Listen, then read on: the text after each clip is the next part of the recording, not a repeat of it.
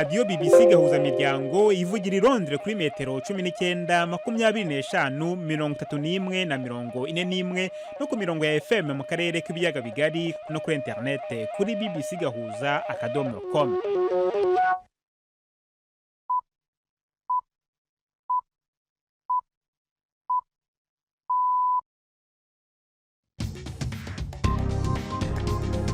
Ubu ni saa 10 n'igice ku isaha mpuzamahanga ya GMT, ni saa 12 n'igice ku isaha yo mu Rwanda no mu Burundi. Muri studio muri kumwe na Jacques Niyitegeka. Izi ni ingingo z'ingenzi zigize aya makuru. Perezida wa Amerika Joe Biden yaganiriye na mugenzi we wa Ukraine Volodymyr Zelensky ku bijyanye n'inkongi y'umuriro yabaye ku ruganda rwa Zaporizhzhia rutanga umuriro w'amashanyarazi rukoresheje ingufu za nucleaire. Nubuhe buryo bushoboka intambara Uburusiya bwashoje kuri Ukraine ishobora kurangiramo? Murabyumva mu busesenguzi bwa BBC. Mu Rwanda abaguzi mu rwego ruciriritse baravuga ko izamuka ry'ibiciro riri mu kuhaboneka muri iyi minsi rirenze ubushobozi bwabo bwo guhaha.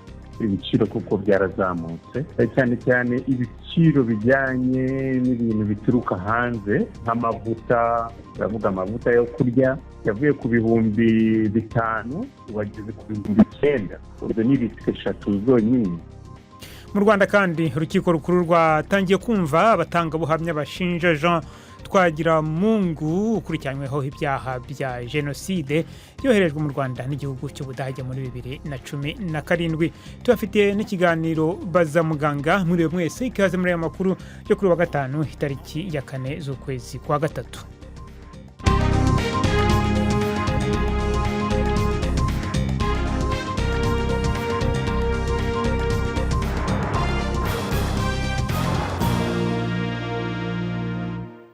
Aya makuru yose ndetse n'ayandi ku buryo burambuye ni mu kanya. Robert Patrick Misigaro amaze kutugezaho muri make amakuru y'ingenzi avugwa hirya no hino ku isi. Nta makuru atugezaho ariwe mu rugo. Umukuru w'urwego mpuzamakungu rugenzura inguvu za nucleaire yavuze yuko gufatwa kw'ikigo gihingura umuyaga nkuba gikoresheje izo nguvu cambere kinini muri Ukraine ngo kutateje ukure kugwa kw'imishwarara y'ubumara. Ico kigo cafashwe n'abasirikare b'Urusiya. Bwana Rafael Grossi yavuze ko umuriro wadutse igihe hategwa ibisasu wazimijwe ngo kandi nta kononekara kwagaragaye ku bikono 6 vy'ico kigo. Abajejwe intwaro muri Ukraine bagirije Uburusiya kuba bwagerageje guca umuyaga nkuba. Mu gusubiza kuri uwo mwitwarariko w'amakungu ku gitero kabaye kuri ico kigo, akanama kajejwe umutekano ka ONU kaciye gahamagaza inama yihutirwa yagomba gutangura mu minota mikeyi iheze. Imigwano ikomeye irabandanya mu bumanuko no mu buraruko bwa Ukraine mu gihe abasirikare b'Uburusiya bariko baragerageza gufata utundi turere. Abajejwe intwaro muri Ukraine bavuga yuko igitero c'abasirikare b'Uburusiya ku kivuko nako ca Mykolaiv kiri mu bumanuko ngo casubijwe inyuma. Uwo muji uri hagati ya Kherson isanzwe igenzurwa n'Uburusiya hamwe n'umuji wa Odessa ugira gatatu mu bunini muri Ukraine. Uwundi muji w'ikivuko wa Mariupol uri mu bumanuko usanzwe ukikujwe uracugarijwe kandi uriko urataraswa ko ibisasu vyinshi. Ahandi mu buraruko abajejwe intwaro mu ntara ya Sumi bavuga yuko hari hakwiye gushigwa ko umuhora wofasha abanyagihugu gushobora guhunga uturere turimwe imigwano. Utwo turere turimwo imiji y'akarere ka Sami hamwe n'ubumanuko bushira ubuseruko bw'umuji wa Kharkiv nawo nyene wugarijwe. Tukivuga kuri Ukraine, abantu barenga ibihumbi 670 baramaze guhunga igihugu ca Ukraine baja muri Polonye kuva intambara itanguye nkuko bitangazwa n'abajejwe umutekano w'urubibe muri Polonye. Benshi mu bahunga n'abagore n'abana, bakaba rero basanzwe bafise imiryango canke inshuti muri Polonye, akaba ari hanini ibakira. Abadafise aho bashikira bashigwa mu bibanza hirya no hino mu gihugu. Ni inkuru ya Adam Easton ari Warsaw, mushikirizwa na Victoria Uwonkunda. Abanya-Ukraine bahungira muri Pologne baragera ku bihumbi 100 buri munsi. Umuvugizi w'abashinzwe umutekano ku mupaka wa Pologne yavuze ko uwo mubare ushobora kuzamuka ukarenga 700 mu masaha ari imbere. Inzego z'ubuyobozi muri Pologne n'abaturage ba Pologne bashishikariye gufasha impunzi. Iperereza ryagaragaje ko 3/4 by'abaturage ba Pologne barimo gutanga imfashanyo z'imyenda, ibiribwa cyangwa amafaranga cyangwa kwakira abanya-Ukraine mu ngo zabo. Aya na makuru ya BBC. Uburusiya bubandanije gufatirwa ibihano hamwe no gukumigwa kubera intambara muri Ukraine. Leta y'Uburusiya nako y'Ubusuwisi yongereje ikiringo c'ibihano bibuza guhanahana amafaranga na banki nkuru y'Uburusiya, bunafata ingingo nk'izafashwe n'ishiramwe rya Buraya zo gukura amabanki amwamwe mu Burusiya muri bwa buryo bwo kuriha amafaranga n'ibikorwa mu rwego mpuzamakungu buzwi nka SWIFT. Ubusuwisi kandi bwabujije ishogwa y'ibidandazwa bimwe harimwo ibikoreshwa mu rwego rwa gisirikare hamwe na bimwe mu bikoreshwa mu bitoro, mu gisata c'indege hamwe no mu rwego rwa kure mu kirere. Urwego rwa ONU rujejwe ivy'agateka kazina muntu rwemeje ku bwinshi ingingo yo gushirako umugwi uzokora itohoza kwihonyanga y'agateka kazina muntu harimwo ivyaha vyo mu ntambara hamwe n'ivyo guhohotera ikiremwa muntu bibera muri Ukraine. Uburusiya bwabuze ubushigikira kiretse gusa igihugu kimwe arico Eritrea catoye ciyamiriza iyo ngingo. Ni inkuru ya Imogen Fuchs ari Geneve mushikirizwa na Yvette Kabatesi. Akamo ka Ukraine gahamagarira kwiga ku bikorwa by'Uburusiya kashigikiwe nabo hejuru. Umunyamabanga mukuru wa ONU Antonio Guterres yatangaje ko ibikorwa bya gisirikare by'Uburusiya biriho biganisha ku guhonyanga uburenganzira bwa muntu. Umuyobozi w'akanama k'uburenganzira bwa muntu ka ONU Michel Bachelet yavuze ko ibiro bye bishobora kwemeza ko kuva ivogera ryatangira hamaze gupfa abaturage 102, ariko ko biteze ko umubare nyawo ushobora kuburenga. Yatangaje ko benshi mu baturage b'abasivile bishwe n'ibisasu bigera kure cyane, ko Abarusiya bariho barasa batarobanuye mu bice bituwe n'abaturage, bityo ko bishobora kuba ari ibyaha byo mu ntambara. Ibiganiro byihutirwa bizaba kuwa 4. Kuba ibihugu 29 bigize uwo muryango byamaze kwemera ko bizaba 5 akaba ari byo bidashigikiye ibiganiro, biratuma Uburusiya busa naho busigaye bwonyine, ndetse bushobora kuzakorwaho iperereza ry'akanama k'uburenganzira ka muntu ka ONU ku bikorwa byabwo.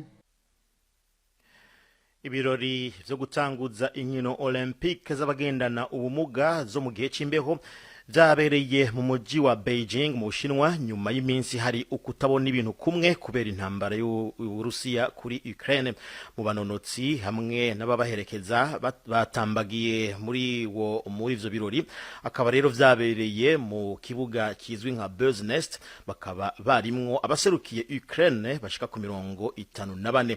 Umukuru w'umugwi Paralympique muri Ukraine yavuze yuko ukuba kwa Beijing ari nk'igitangaro, avuga yuko benshi barinze guca mu mabombe n'ibisasu kugira bahashike. Ejo kuwa 4 urwego mpuzamakungu rwa Olympique rwarabujije guhiganwa abanonotsi bo mu Bushinwa na Belarus kubera igitero cy'Uburusiya, gwisubirako ku ngingo gwari gwafashe yo kubareka bagahiganwa ariko batitwaje amabendera y'ibihugu vyabo. Jacques. Urakoze Robert Patrick Misigaro kuri iyo ncamake y'amakuru avugwa hirya no hino ku isi watugezagaho uri wawe mu rugo.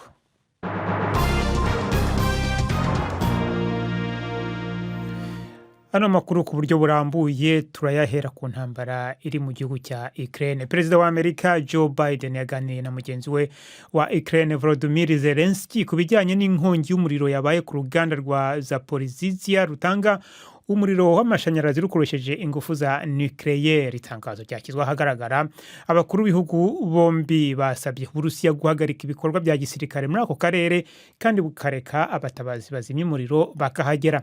Ni inkuru ya David Willis mugezwaho na Yvette Kabatesi.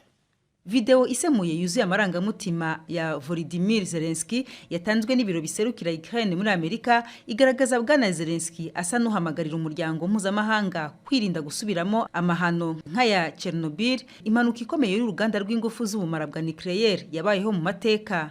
muri iryo jambo ryafatiwe kuri telefone ngendanwa ari mu rugo iwe, Bwana Zelensky yaburiye ku ngaruka zikomeye ku Burayi bwose mu gihe umuriro watuma haba guturika kuri urwo ruganda. Yavuze ko ryaba ari iherezo rya buri wese. Uretse kuvugana na Zelensky, Perezida Biden yahawe amakuru mashya n'abayobozi bo hejuru b'urwego rushinzwe ingufu ndetse n'ubuyobozi bw'igihugu bushinzwe umutekano w'ibya nucleaire. Abayobozi bo mu biro bya Perezida wa Amerika bavuga ko bariho babikurikiranira hafi, ariko bongeraho ko amakuru aherutse agaragaza ko nta kimenyetso cyerekana ko ibipimo by'ubushuhe byaba byiyongereye kuri urwo ruganda. Mu butumwa yanyujije ku rubuga rwa Twitter, Minisitiri wa Amerika ushinzwe ingufu Jennifer Granholm yatangaje ko ububiko bw'ubumara bwa nucleaire kuri urwo ruganda bukingiwe n'uburyo bukomeye cyane kandi ko bariho bahazimya mu buryo butanga umutekano. Inkuru ya David Willis. Bavuga ngo umenya ko watangije intambara ariko ntumenya uko irangira. Ibyo nibyo benshi bibaza kuri iyi ntambara yo muri Ukraine ubu igeze ku munsi wayo wa 9. Umunyamakuru wa BBC ukurikirana ibya diplomasi James Landale yakoze ubusesenguzi kuri iyo ntambara maze yandika inkuru ndende agaragaza uburyo butanu iyo ntambara ishobora kuzarangiramo. Navuganye na Prime Ndikumagenge mugenzi wanjye mu biro bya BBC Nairobi amaze gusoma iyo nkuru asobanurira izo nzira eshanu izarizo. Inzira ya mbere avuga yuko ingwano yoba y'igihe gito. Iyi nzira James Landale avuga yuko isaba Uburusiya gusohora uburyo bwa gisirikare bwinshi cyane kurusha ubwo iri kurakoresha gushika ubu. Indege zigatera cyane, abantu benshi bagapfa, Ukraine igasenywa mu bice byose, ibisagara nka Kiev bigafatwa vuba, Perezida wa Ukraine Volodymyr Zelensky akicwa canke agahunga, Putin agashinga ubutegetsi bumuyoboka muri Ukraine. Aho rero agaca avanayo zimwe mu ngabo ariko akahasiga izindi zo gukomeza kubandanya zigenzura ico gihugu. Ukraine ikaja mu kwaha k'Uburusiya nka kujya kwa Belarus.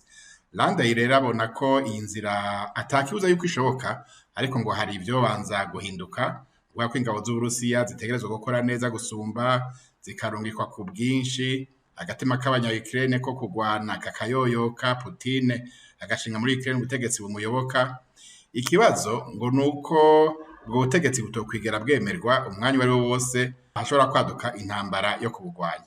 Ingwano itabaye y'igihe gitoya izoba igihe kirekire. Rero ni mu gihe ingwano itagenze uko Uburusiya bwavyibaza, kumbura ibikoresho ntibiboneke ku buryo buhagije, kumbura abanya Ukraine bakihagarara ko gusumba uko Abarusiya bari bavyiteze, canke ingabo za Ukraine zigatangura gukora nk'inyeshamba zishigikiwe n'abanyagihugu, abanyaburaya bakabaranya kuzirungikira ibigwanisho, kumbura heze imyaka n'iyindi ubutegetsi bugahinduka i Moscow, ingabo z'Uburusiya zigataha zimaramara kandi zuzuye amaraso nk'uko byazigendeye mu myaka ya 90 muri Afghanistan.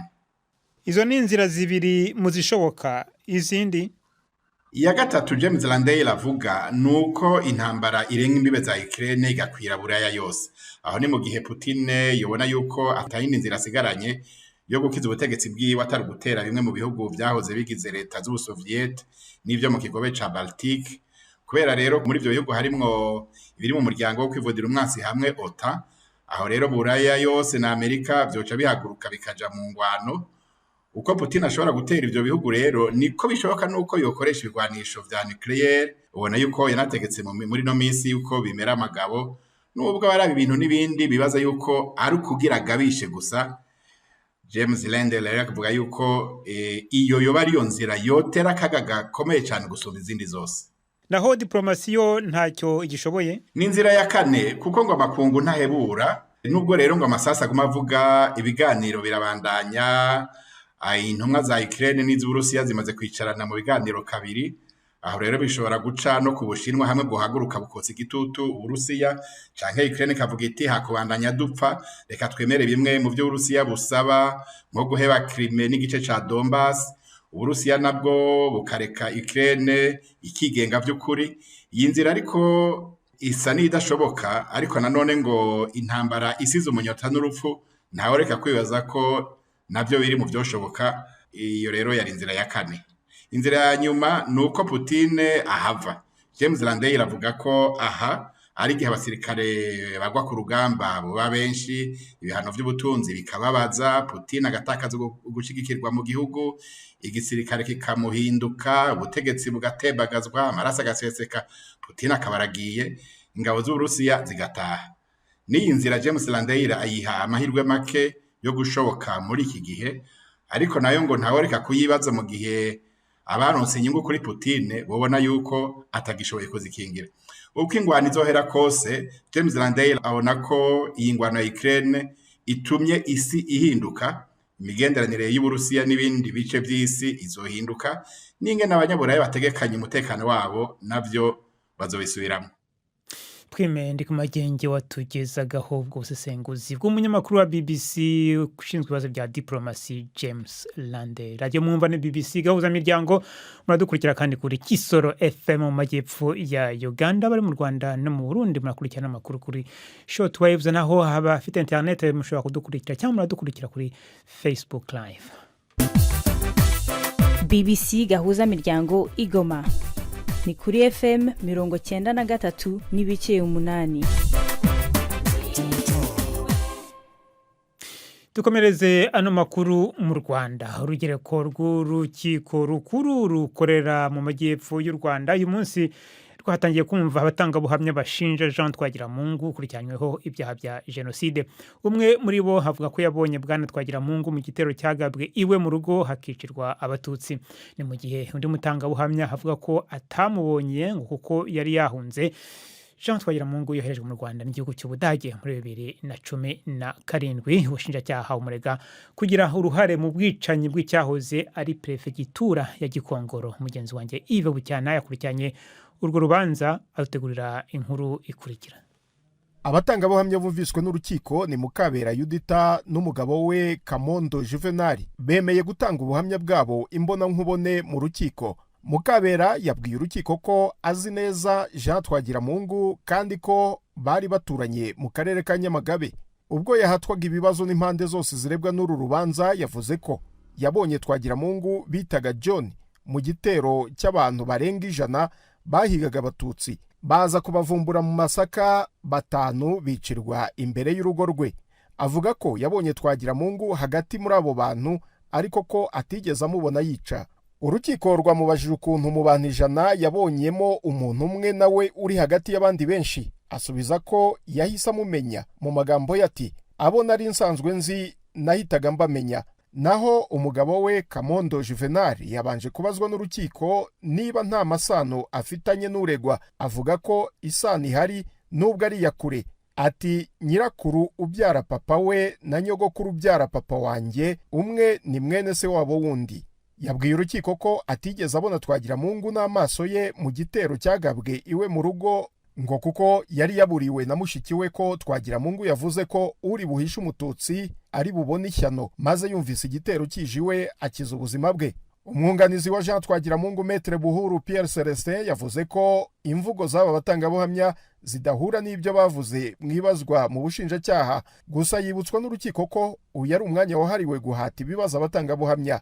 Ubushinjacyaha buvuga ko Jean Twagiramungu wahoze ari umwarimu akurikiranyweho ibyaha by'ubwicanyi byibasiye abatutsi mu bice bya Rukondo na Karama by'icyahoze ari prefegitura ya Gikongoro, akanatanga intwaro za gakondo kuri za bariyeri z'interahamwe. Yoherejwe mu Rwanda muri 2017 n'igihugu cy'Ubudage nyuma y'imyaka 2 afungiwe muri icyo gihugu. Urukiko rwavuze ko muri rusange hazumvwa abatangabuhamya 18. Urubanza ruzakomeza ku itariki ya 20 z'ukwezi gutaha kwa 4. Yves Bucyana, BBC gahuza miryango i Nyanza. Tugume mu Rwanda ariko noneho ni kwizamuka ry'ibiciro. Abaguzi bo mu rwego ruciriritse bavuga ko rirenzeho ubushobozi bwabo bwo guhaha. Haravugwa cyane ibiciro by'isukari, umuceri n'amavuta yo guteka byazamutse. Mu kugerageza kumenya ukuri, mugenzi wanjye Samba Cyuzuzo uri mu biro bya BBC Nairobi yavuganye na Damien Ndizeye akuriye ishyirahamwe Adecor rirengera uburenganzira bw'umuguzi mu Rwanda. Yatangiye amusobanurira uko byifashe. Ibiciro kuko byarazamutse, cyane cyane ibiciro bijyanye n'ibintu bituruka hanze nk'amavuta, ndavuga amavuta yo kurya yavuye ku 5,000 ubageze ku 9,000.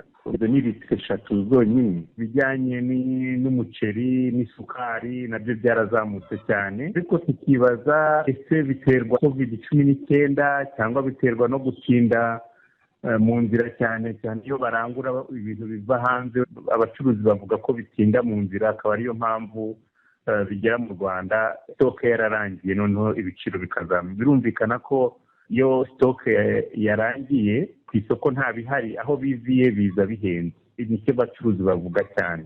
Ikindi twavuga ni uko hari impamvu zitandukanye na inflation ishobora gutuma ibiciro bizamuka, kubera ko uko ifaranga rigenda rita agaciro n'abacuruzi iyo bagiye kurangura uko baranguye ubushize ntabwo ariko bongera kurangura, basanga byarazamutse. Urumva rero nabyo bishobora gutuma bizamuka cyane.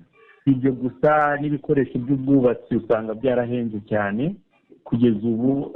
Abenshi bavuga ko ari ikibazo cya COVID-19. Icyizere muri ibyo biganiro muzagirana harimo n'inzego n'abafatanyabikorwa ba leta, hari icyizere mushobora kugira yuko bishobora kuganisha ku kugabanuka kw'ibiciro cyangwa koroha kw'ibiciro ku muguzi? Ko biri mu nshingano zacu, tuzakomeza tuganire n'ibigo bibishinzwe cyane cyane RICA, ikigo gishinzwe kurengera umuguzi, kugira ngo turebe icyakorwa. Ariko ntitubivuga gusa, ahubwo hagomba gukora ubushakashatsi tukareba impamvu ibiciro bizamuka umunsi ku munsi, kuko ubushakashatsi burakorwa tureba impamvu isukari yazamutse cyane cyangwa amavuta yazamutse cyane, kuko ibyo byombi nibyo byazamutse ku buryo bugaragara, ku buryo umuguzi bafite impungenge mu gihe kizaza uburyo bazajya bagura isukari, kubera ko ikiro cy'isukari kigeze ku 1,500, mbere cyari 1,200. Urumva ni amafaranga menshi cyane. No mu gihe cya covid ikiro cy'isukari 1,000, urumva ubu kigeze kiyongeyeho 500 yose, ni amafaranga menshi. Naho ku bijyanye n'amavuta ni nk'aho byikubye kabiri. Ibyo rero bigomba kuganirwaho n'inzego zibishinzwe, cyane cyane nkatwe duhagarariye abaguzi tugomba gukomeza gukora ubuvugizi kugira ngo turebe ko hari icyahinduka. Damien Ndizeye ukuriye ishyirahamwe ryigenga ryo kurengera uburenganzira bw'umuguzi mu Rwanda ADECO. Ibiganiro bya BBC gahuzamiryango mukunda nk'amakuru, imvo n'imvano, urunana, ikiganiro cy'abagore cyangwa baza muganga, ubu biraboneka kuri podcast. Jya kuri bbcgahuza.com maze ushake ahari podcast. Amakuru yose y'uko podcast ikora n'uko wayishyira muri telefone yawe byose urabihasanga. BBC gahuzamiryango ubu noneho ni umwanya w'ikiganiro baza muganga mwateguriwe kandi mugezwaho na Yvette Kabatesi.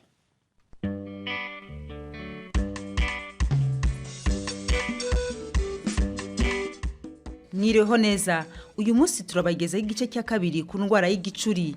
Muganga Beni Ibeho wacu arakomeza tubwira ibijyanye n'ingaruka iyi ndwara ishobora gutera. Nagira ngo mvuge ko ubundi indwara y'igicuri ivuwe akenshi ku bantu benshi, ntabwo ari bose ariko benshi irakira. Ariko nanone hari ikindi kintu badakunda kumenya, nuko uko umuntu agagaye hari amaserire cyangwa se uturemangingo tw'ubwonko twangirika. Buri kugagara inshuro imwe hari uturemangingo tw'ubwonko byangirika, kandi iyo byangiritse izo serire z'ubwonko nta zindi umuntu yongera kubona. Akaba ariyo mpamvu tubona ko akenshi wa mwana watangiye kugagara kiri mutoya ntavurwe hakiri kare, agenda buhoro buhoro akurizamo kuzagira gusigara inyuma k'ubwonko k'ubwenge bitwita retard mental, ndetse bitafatiranwa hakiri kare akaba yazagira aho yazagira icyo twakwita debilité mentale. Ni ukuvuga ngo ubwonko bwe buba bwaragiye bubona ababutoya kubera gutakazwa uturemangingo tw'ubwonko, bikazasubiza ubwenge bw'uwo muntu inyuma mu gihe kiri imbere. Bivuga ko ari byiza cyane guhagarika uko bishoboka kose uko kugagara, ariko umuntu agerageza kwivuza kugira ngo bihagarare. Hama ku bijyanye na cya ciciro mwavuze cy'abagaragaza ibimenyetso wenda nko kugagara intoki ariko ntibiture hasi, bariya nabo bakabashira mu burwayi bukomeye bw'igicuri.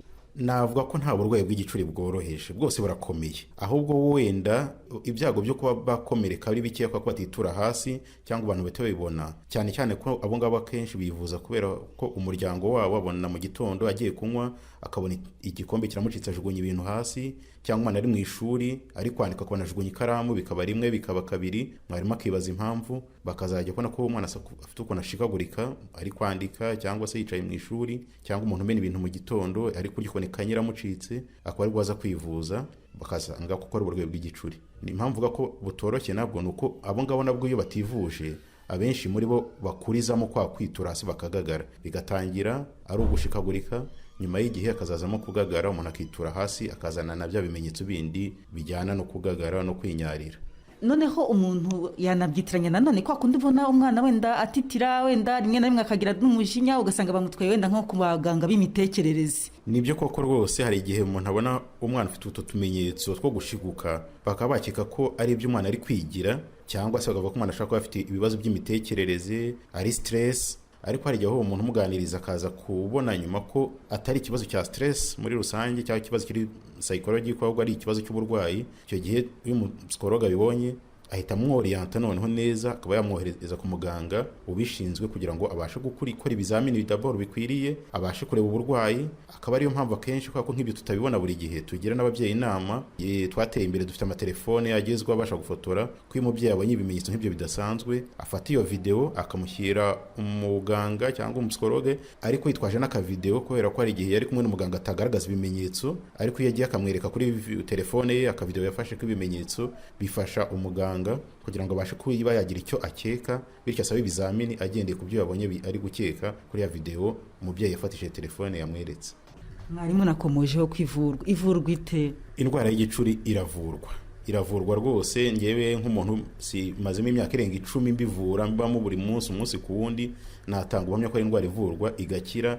Kwa ko nk'iyo abarwayi dukurikirana, navuga ko hafi buri cyumweru tuba dufite abarwayi twahagaritse imiti yabo, bamaze imyaka hagati y'ibiri n'itatu bafata imiti nta kibazo bagifite, tukabanyuza mu cyuma. Twaratangiye tubona ko mu cyuma harimo urwaye w'igicuri bugaragara cyane bukabije, nyuma y'amezi hagati ya 3 na 6 tukongera kubanyuzamo, tugasanga uburwayi buri kugenda bushira cyangwa bwarashize. Yamara iyo myaka 2 n'itatu nta crise yongeye kugira, tukagenda tugabanya imiti buhoro, ahasiga umuntu twumvira ko yakize neza, akagenda rwose akikomereza ubuzima bwe busanzwe nta muti n'umwe yongeye gufata. Ni indwara rero ku bantu benshi ivurwa, kuri babandi akenshi tutabonye ikitera, ariko nanone kuri babandi hari ikitera, yayindi ituruka mu muryango cyangwa se babandi babigize kwangirika ku bwonko. Iyo bafashe imiti neza nabo biba ngombwa ko bifata igihe kinini, ariko muri icyo gihe bari kuyifata bakaba bariho ubuzima bwabo neza, batongera kugagara cyangwa biture hasi na rimwe. Ntibishoboka ko nyuma amaze igihe kirekire atayifandata yakongera kugaruka amakrize? Abenshi cyane rwose ntabwo byongera, ariko iyo bibayeho tugira umuntu inama ko itagaruka kwa muganga kugira ngo yongere asubire ku miti w'ikindi gihe, kugira ngo twizere ko koko nta kundi kugagara kuzongera kubaho muri icyo gihe kindi kizaza. Hari imvugo hano bivuga ko igicuri kituruka wenda ku mashitani. Inama mushobora kugira abantu kuri iyi ndwara ni iyihe? Inama twagira abantu bagifite iyo myumvire ni uko rwose ari indwara ivurwa igakira, nk'uko umuntu ashobora kurwara izindi ndwara, atari indwara ishobora guturuka ku myuka mibi cyangwa se atari indwara baterera abantu. Ibyo mbijyanisha n'ubushakashatsi twakoze mu myaka yashize, tureba cyane cyane ko abantu bivuza, tukaza kubona ko hari abantu batayivuza kuko batafite amakuru ahagije ko indwara ivurwa, ariko tubakangurira ko ntabwo umuntu ashobora kuyanduza undi kereka mu ruhererekane mu muryango, ariko umuntu wese uyivuje agira amahirwe yo kubaho adafite kugagara mu buzima. Muganga Beni Ibea Uwacu watubwiraga ku burwayi bw'igicuri ni naha dusoreje. Turacyakomeza kwakira ibibazo. Ikiganiro ni kugasanduka amabaruwa 2790. Email nayo ni bazamuganga@gmail.com. Muramukeho. Arakoze Yvette Kabatesi na muganga baganiraga mu cyo kiganiro cyabaza muganga. Nibo rero bashoje amakuru yacu kuri wa gatanu, ariko mbere kubasezeraho reka nongere nsubize ijambo Robert Patrick Misigaro atunyure mu muri make inkuru ziri ku isonga muzivugwa muri kano kanya muri BBC. Umukuru w'urwego mpuzamakungu rugenzura ingufu za nucleaire yavuze yuko gufatwa kw'ikigo gihingura umuyaga nkuba gikoresheje izo nguvu cyambere kinini muri Ukraine ngo kutateje kure kugwa kw'imishwarara y'ubumara. Icyo kigo cyafashwe n'abasirikare b'Uburusiya kare mu gitondo cy'uno munsi. Hagati aho imigwano ikomeye irabandanya mu bumanuko no mu buraruko bwa Ukraine, mu gihe abasirikare b'Uburusiya bariko baragerageza gufata utundi turere. Abajejwe intwaro muri Ukraine bavuga yuko igitero cy'abasirikare b'Uburusiya ku kivuko ca Mykolaiv kiri mu bumanuko ngo cyasubijwe inyuma. nayo kuri Ukraine nyene abantu ngo bashika ibihumbi 670 baramaze guhunga igihugu ca Ukraine baja muri Polonye kuva intambara itanguye nkuko rero bitangazwa n'abajejwe umutekano w'urubibe muri Polonye. Iyo imvano y'ejo izagaruka ku gihugu cya Ukraine nangaho dushojeje n'amakuru yahagariwe na Prudence Ngiyumva ku buhanga bw'ibyuma hari Suzy Robbins. Mwakoze cyane guhitamo BBC gahuza imiryango muramukyo.